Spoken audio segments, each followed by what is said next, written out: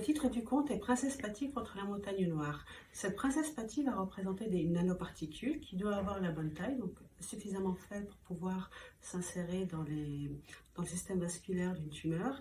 Et la montagne noire, c'est la tumeur justement, qui d'abord c'est des petites cellules, donc un petit caillou, qui va grandir, etc., se vasculariser et se nourrir des nutriments et ensuite commencer à se propager.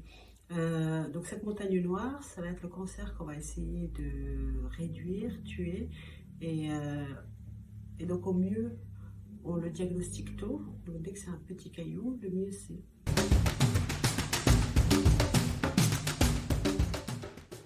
Alors ce conte me permet de présenter mon travail de recherche de manière ludique et donc de permettre la vulgarisation de mon travail, parce que une partie de notre mission est de vulgariser les sciences, et je trouve que ce conte est un outil formidable parce qu'il nous permet de raconter une histoire à des enfants comme à des adultes autour d'une activité de recherche et la rendre du coup accessible en termes de compréhension, en termes de beaucoup de choses, et c'est très très important.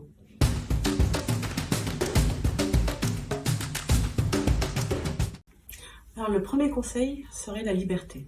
La liberté est pour moi indissociable de l'innovation, parce que être en R&D, travailler en R&D et avoir vraiment un axe fixe, on va passer à côté de choses. Alors qu'avoir un certain pourcentage de liberté, d'ouverture d'esprit, va forcément apporter quelque chose. Le deuxième conseil serait, comme beaucoup d'entreprises le font, travailler avec la recherche publique, parce que même si on n'a pas les mêmes finalités, on va tous vers l'innovation. On va chercher à produire de l'innovation, donc du coup, en général, c'est vraiment un mariage qui fonctionne. Le dernier conseil serait de surveiller de près, pour moi, les startups issues de la recherche académique ou autre, parce que c'est toujours un pan de la science qui va vers l'innovation, et il faut vraiment toujours garder un œil là-dessus. Un rôle énorme. Le cancer est une maladie que nous connaissons depuis l'Antiquité, et il reste 2500 ans plus tard un enjeu mondial de santé publique. Selon l'Organisation mondiale de la santé, à cette heure-ci, le cancer représente la deuxième cause de mortalité dans le monde. On peut compter à peu près 10 millions de décès en 2020, et ça va être en hausse chaque année.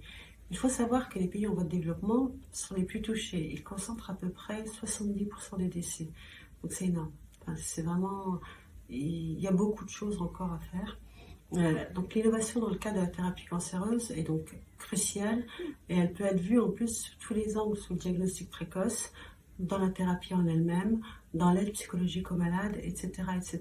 Donc toutes les spécialités peuvent se concentrer autour de cette maladie. Il y aura toujours des choses à découvrir.